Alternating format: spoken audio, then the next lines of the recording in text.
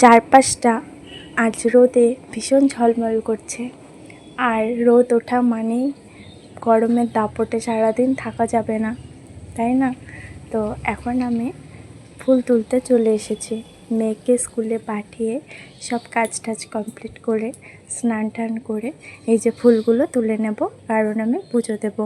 সকাল সকাল পুজো না দিলে না মনটা একদম ভালো লাগে না, জানো তো।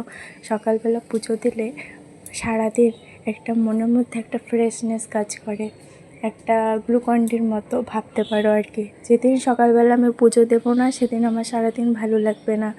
এটাই আমার অভ্যেস, সকালবেলা পুজো দেওয়া। দেখো গাছ ভর্তি কী সুন্দর ফুল ফুটেছে। আমি কিন্তু ভীষণ গাছপ্রেমী বলতে পারো, আমি গাছ ভীষণ ভালোবাসি। আর হ্যাঁ, আমি সবগুলো ফুল কিন্তু তুলবো না, কিছু ফুল তুলবো আর কিছু আমি গাছে রেখে দেবো, কারণ মৌমাছি আর প্রজাপতির জন্য, তাদেরও তো মধু সংগ্রহ করতে হবে নাকি। তো রোজ দিন আমি তাই করি, কিছুটা ফুল তুলি ঠাকুরের জন্য আর কিছুটা ফুল আমি রেখে দিই গাছের মধ্যে।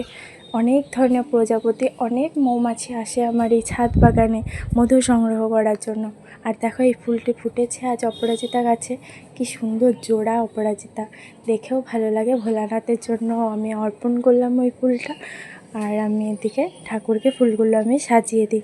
আর হ্যাঁ, এটাও ঠিক, আরেক ভালোবাসার জায়গা আমার কাছে তোমরা। তোমাদের কাছে, তোমাদের সাথে কিছু শেয়ার না করলে না আমার একদম ভালো লাগে না। তোমাদেরকে আমি ভীষণ ভালোবাসি, কিন্তু আমি যতটুকু পারি আমি তোমাদের সাথে শেয়ার করি সবটাই। এই দেখো আমার গপ্পুকে আমার স্নান করানো হয়ে গেল, এখন গপ্পুকে আমার সাজানোও হয়ে গেছে। আর পাশের গপ্পুটা যে দেখছো, এটা আমার এক দিদির গপ্পু, আমি জন্মাষ্টমীর সময় নিয়ে এসেছিলাম। তো